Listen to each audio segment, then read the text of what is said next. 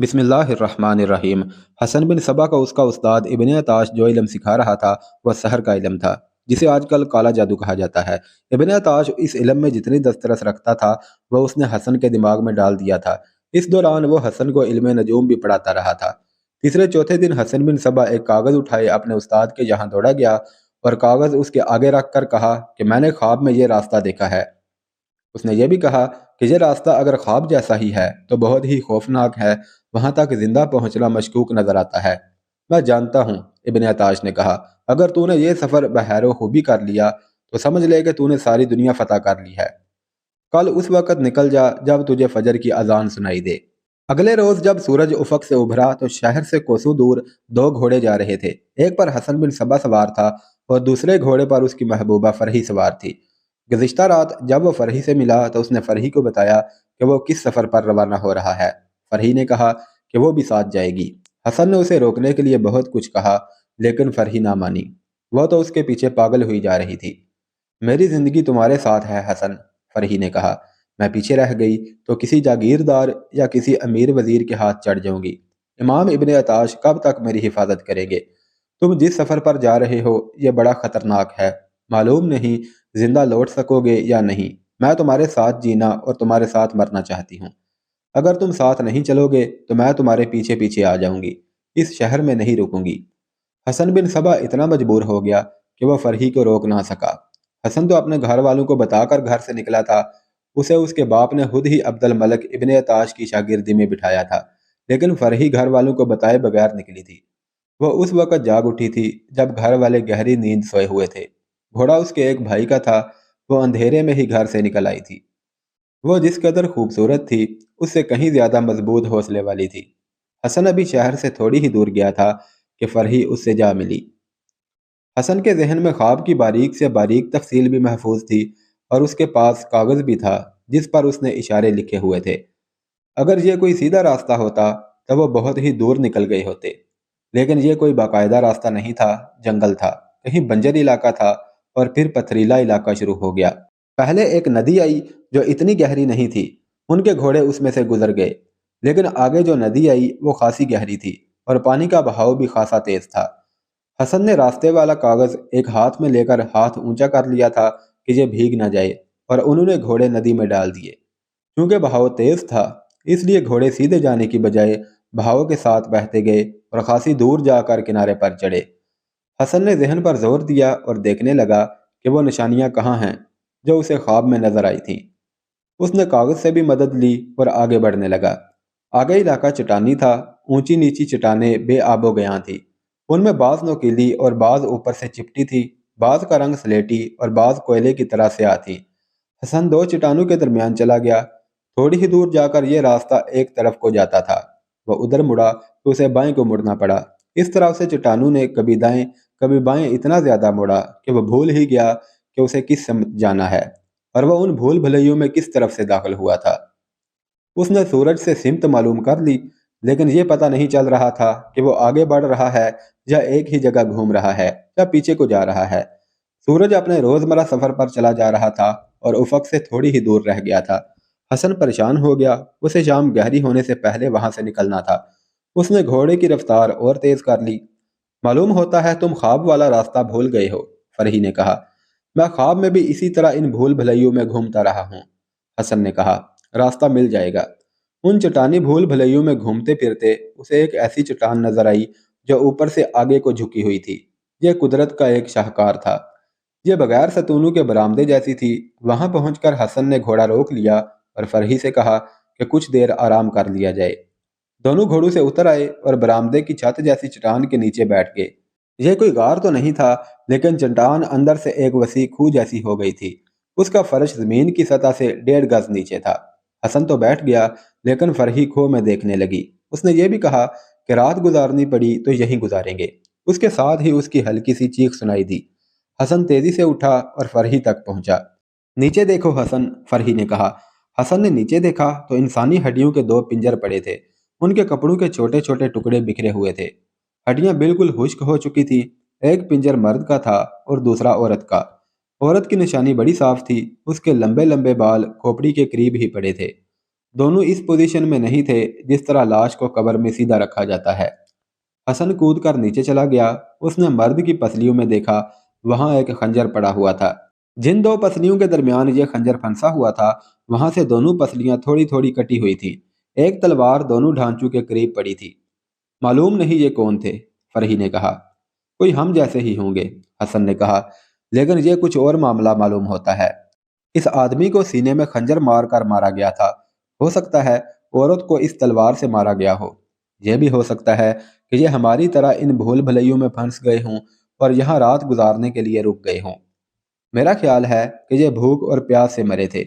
इनके पास पानी नहीं था, होता तो यहाँ मशकीज़ा पड़ा होता। हसन, फरही ने कहा, मैं कभी डरी नहीं, लेकिन मैं दिल पर खौफ की गिरफ्त महसूस कर रही हूँ। हम यहाँ नहीं रुकेंगे। फिर हमें यहाँ से जल्दी चल पड़ना चाहिए, हसन ने कहा। दोनों घोड़ों पर सवार हुए और दो चट्टानों के दरमियान चलने लगे। यह तंग सा रास्ता उन्हें ऐसी जगह ले गया जहाँ चट्टानें पीछे रह गई थी और जरा खुला मैदान था। तीन अतराफ चट्टानें थीं, चौथी तरफ की चट्टान के दरमियान थोड़ा सा रास्ता था। हसन उस तरफ हो लिया। दोनों घोड़े पहलू ब पहलू जा रहे थे। जब दोनों उस तंग से रास्ते के करीब गए तो दोनों घोड़े अपने आप ही रुक गए। पहले वो कुछ बेचैनी से इधर उधर होने लगे, फिर दोनों घोड़े कांपने लगे। उन्होंने घोड़ों को एड़ लगाई, बागें झटकी, लेकिन घोड़े कांपते रहे और आगे बढ़ने की बजाय आहिस्ता आहिस्ता पीछे हटने लगे। वो देखो फरही, हसन ने कहा, घोड़े आगे नहीं बढ़ेंगे। फरही ने देखा, उनसे 10-12 कदम दूर वैसा ही एक काला नाग फन फैलाए हुए था जैसा हसन ने कब्रिस्तान में देखा था। ये घोड़े की नफ्सियात है कि उसकी पीठ पर सवार मौजूद हो और वो अपने रास्ते में सांप देख ले तो रुक कर खौफ से कांपने लगता है। अगर सवार ना हो तो घोड़ा सर पर भाग उठता है। नाग तेजी से घोड़े की तरफ आया। हसन ने देखा कि उसके पीछे पीछे ऐसा ही एक नाग और है। घोड़ों ने जब नागों को अपनी तरफ आते देखा तो फौरन पीछे भाग उठे। हसन और फरही ने घोड़ों को काबू में रखने की बहुत कोशिश की, लेकिन घोड़े काबू में नहीं आ रहे थे। हसन का घोड़ा आगे था और अपने आप ही दाएं बाएं मुड़ता जा रहा था। हसन बार बार पीछे देखता था कि फरही कितनी दूर है। घोड़े दौड़ते दौड़ते उन भूल भुलैयों में दाएं बाएं मुड़ते रहे और हसन ये देखकर हैरान रह गया कि उसका घोड़ा उस जगह जा निकला जहां से वो उन भूल भुलैयों में दाखिल हुए थे। वो मैदान था, चट्टानें पीछे रह गई थी। हसन ने बड़ी मुश्किल से घोड़े को काबू में किया और उसे रोक लिया। उसने इधर उधर देखा, वो फरही के घोड़े को ढूंढ रहा था। उसे फरही का घोड़ा तो नजर आ गया, लेकिन फरही उसकी पीठ पर नहीं थी। हसन ने उस घोड़े की तरफ अपना घोड़ा दौड़ा दिया और उसकी लगाम पकड़ ली। उसने फरही को आवाज दी, बहुत पुकारा, लेकिन फरही की तरफ से कोई जवाब ना आया। हसन आहिस्ता आहिस्ता उन चट्टानी भूल भुलैयों की तरफ चल पड़ा। वो फरही को ढूंढने जा रहा था। हसन बिन सबा के होश उड़ गए थे। वो दुनिया को, अपने अजाइम को और अपनी मंजिल को भूल गया था। वो एक बार फिर चट्टानों की भूल भुलैयों में दाखिल हो गया और बड़ी ही बुलंद आवाज से फरही को पुकार रहा था, लेकिन चट्टानों से गुजरती हुई तेज हवा की सरसराहट के सिवा उसे कोई जवाब नहीं मिल रहा था। यहीं से वो बाहर निकला था, मगर अब वो वहीं से अंदर गया तो उसे वो जगह ऐसी अजनबी महसूस हुई जैसे पहले कभी देखी ही ना हो। एक चट्टान उसके सामने थी। उसके पहलू से दो रास्ते जाते थे और एक रास्ता दाएं को जाता था। हसन बिन सबा को याद ही नहीं रहा था कि वह उन तीनों में से कौन से रास्ते से बाहर आया था। सामने वाली चट्टान का ये उधर वाला हिस्सा था और उसकी ढलान बड़ी आसान थी। हसन बिन सबा ने घोड़े को एड़ लगाई और चट्टान पर चढ़ गया। उसने फरही के घोड़े की बाग अपने घोड़े की जीन के साथ बांध ली थी। ऊपर जाके उसने हर तरफ नजरें घुमाई। दूर दूर तक ऊंची नीची चट्टानों की चोटियों के सिवा कुछ और नजर ना आया। कुछ चट्टानें ऊपर से चिपटी थी और कुछ ऐसी भी थी जो चट्टानें लगती ही नहीं थी। वह बहुत ही बड़े बड़े बुतों की मानद थी। कोई बुत इंसानों जैसा और कोई किसी जानवर जैसा था। एक चट्टान ऐसी थी जो मंदिर की तरह ऊपर चली गई थी। उसकी चोटी पर एक बहुत बड़ा गोल पत्थर यूं रखा हुआ था जैसे किसी औरत ने सर पर घड़ा रखा हुआ हो। यह सारा मंजर इस दुनिया का हिस्सा लगता ही नहीं था। यह तो ख्वाब का मंजर था। यह खिता 3 मील लंबा चौड़ा हो सकता था और 4 मील भी। फरही, हसन भेपड़ू का सारा ही जोर लगाकर पुकारने लगा, कहाँ हो फरही? वो दौड़ते घोड़े से गिर कर बेहोश पड़ी होगी। उसने इस तरह ऊंची आवाज में कहा जैसे आपने पास खड़े किसी आदमी को बता रहा हो। उसके पास 2 घोड़ों के सिवा कोई भी नहीं था। उसे फरही तक जल्दी पहुंचना था। हो सकता था कि वो गिर कर मर गई हो या मर रही हो, और यह भी नामुमकिन न था कि वो गिरी तो उसे नाग ने डस लिया हो। حسن بن صبا کو اپنے استاد عبد الملک ابن عطاش کا ایک سبق یاد آ گیا کہ راستہ یاد نہ رہے، ہم سفر کہیں کھو جائے یا کوئی چیز گم ہو جائے تو کیا عمل کیا جائے۔ وہ گھوڑے سے اترا اور نیچے دیکھا، چٹان کی ایک سل سلیٹ کی طرح ہموار تھی۔ حسن اکڑوں بیٹھ گیا اور چھوٹا سا ایک پتھر اٹھا لیا۔ ابن عطاش نے اسے مراقبے میں جانے کی بہت مشق کرائی تھی۔ اس نے آنکھیں بند کی اور 2-3 بار لمبا سانس لیا، پھر اس نے آنکھیں کھولی اور انگلیوں میں پکڑے ہوئے کنکر جیسے پتھر سے سل پر اوٹ پٹانگ سے خانے بنانے لگا۔ ان خانوں کو اس نے غور سے دیکھا اور کسی خانے میں ایک حرف اور کسی میں ایک ہندسہ لکھا۔ اس پر کچھ دیر نظریں جمائے رکھی اور اٹھ کھڑا ہوا۔ گھوڑے پر سوار ہو کر وہ چٹان سے اتر آیا اور اس چٹان کے ساتھ ساتھ آگے کو چل پڑا۔ سورج غروب ہونے میں کچھ دیر باقی تھی۔ یہ راستہ کچھ آگے جا کر ایک طرف مڑ گیا۔ تھوڑا آگے جا کر اس راستے کو ایک گول چٹان نے روک لیا تھا اور وہاں دو راہ بن گیا تھا۔ حسن رک گیا اور دونوں راستوں کو دیکھا۔ اس نے گھوڑا روک لیا، آنکھیں بند کر کے اس نے کچھ سوچا۔ دائیں طرف سے ہلکی سی آہٹ یا آواز سنائی دی۔ اس نے آنکھیں کھولی اور ادھر دیکھا۔ کچھ دور ایک نیولا کھڑا اس کی طرف دیکھ رہا تھا۔ حسن نیولے کو دیکھتا رہا۔ نیولا ایک طرف دوڑ پڑا۔ حسن گھوڑا اس طرف لے گیا اور وہاں تک چلا گیا جہاں نیولا کھڑا تھا۔ اس نے اس طرف دیکھا جس طرف نیولا گیا تھا۔ یہ دو چٹانوں کے درمیان بہت ہی تنگ راستہ تھا جو کچھ دور تک چلا گیا تھا، لیکن سیدھا نہیں بلکہ گول گول اور کچھ سختی سے چٹانوں سے گھومتا مڑتا جاتا تھا۔ حسن بن صبا جو فرحی کے لیے پریشان ہو رہا تھا، اسے پکارتا بھی رہا تھا۔ اب وہ اطمینان سے چلا جا رہا تھا، جیسے اسے فرحی مل گئی ہو یا فرحی اس کے دل سے اتر گئی ہو۔ حقیقت یہ تھی کہ اس نے چٹان پر بیٹھ کر کالے جادو کا ایک عمل کیا تھا جس میں اسے واضح اشارہ ملا تھا کہ وہ پہنچ جائے گا، لیکن ایسا کوئی اشارہ نہیں ملا تھا کہ فرحی جس جگہ ہے وہاں تک راستہ کون سا جاتا ہے۔ البتہ یہ پتہ چل گیا تھا کہ اسے اشارے ملتے رہیں گے جنہیں سمجھنے کے لیے وہ اپنی عقل استعمال کرے۔ تاریخ کی یہ ایک مسلمہ حقیقت ہے کہ حسن بن صبا نے پراسرار علوم سیکھ لیے تھے۔ ابن خلدون تاریخ ابن خلدون حصہ پنجم میں لکھتا ہے کہ علم نجوم و سحر میں حسن بن صبا کو یدۃ اللہ حاصل تھا۔ ابن تاثیر اور دیگر مورخوں نے بھی لکھا ہے کہ حسن بن صبا انتہا درجے کا عیار اور مکار تو تھا ہی، اس نے علم سحر میں بھی خصوصی مہارت حاصل کر لی تھی۔ اس نے ان پراسرار علوم میں اس سفر کے بعد مہارت حاصل کی تھی۔ اس سفر کے دوران اس کے پاس سحر کی اتنی ہی طاقت تھی جو اسے اپنے عطالیق ابن عطاش سے حاصل ہوئی تھی۔ وہ ان علوم کی تکمیل کے لیے ہی جا رہا تھا۔ وہ جا تو رہا تھا لیکن ایسے چٹانی خطے میں پھنس کے رہ گیا تھا جسے وہ کبھی کبھی خواب سمجھتا تھا۔ اس میں بھی شاید کوئی راز تھا کہ اسے بڑے دشوار گزار راستے پر ڈالا گیا تھا۔ اسے اس راستے کا اشارہ خواب میں ملا تھا۔ داستان گو سنا رہا تھا کہ حسن بن صبا ایک تنگ راستے پر عجیب و غریب سی شکلوں کی چٹانوں کی دنیا میں جا رہا تھا کہ پھر ایک مقام آ گیا جو دو راہ تھا۔ حسن نے رک کر دونوں راستوں کو دیکھا۔ دونوں راستے تھوڑی تھوڑی دور جا کر مڑ جاتے تھے۔ حسن کبھی ادھر کبھی ادھر دیکھتا تھا۔ اسے پوری امید تھی کہ غیب سے اسے کوئی اشارہ ملے گا، لیکن کچھ بھی نہ ہوا سوائے اس کے کہ وہ جس گھوڑے پر سوار تھا وہ آہستہ سے ہنہنایا اور کھر مارنے لگا۔ دوسرے گھوڑے نے بھی یہی حرکت کی۔ اس انداز سے گھوڑے کا ہنہنانا اور گھوڑے کا کھر مارنا اس کی بے چینی کا اظہار ہوتا ہے۔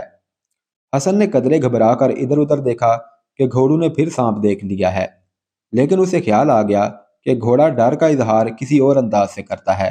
وہ گھوڑوں کا زمانہ تھا، لوگ گھوڑوں کی نفسیات سمجھتے تھے۔ حسن سمجھ گیا کہ گھوڑے بھوکے ہیں، شاید پیاسے بھی ہوں۔ گھوڑا اپنے آپ ہی ایک راستے پر چل پڑا۔ حسن نے لگام کھینچی لیکن گھوڑا رکنے کی بجائے اور تیز ہو گیا۔ اس کی زین کے ساتھ بندھا ہوا گھوڑا اس سے آگے نکلنے کی کوشش کر رہا تھا۔ حسن نے کچھ سوچ کر گھوڑے کی لگام ڈھیلی چھوڑ دی۔ یہ اشاروں پر چلنے والا گھوڑا تھا اور حسن کو اس گھوڑے پر اعتماد تھا۔ گھوڑا سر نیچے کر کے دوڑ پڑا۔ وہ سر کو اور ہی طرح دائیں بائیں جھٹک رہا تھا۔ گھوڑا اگلا موڑ سوار کے اشارے کے بغیر ہی مڑ گیا۔ حسن دیکھ کر حیران رہ گیا کہ آگے چٹانوں میں گھری ہوئی کشادہ جگہ تھی جہاں ہری بھری گھاس تھی اور سرسبز درخت تھے۔ یہ جگہ صحرا میں نخلستان جیسی تھی۔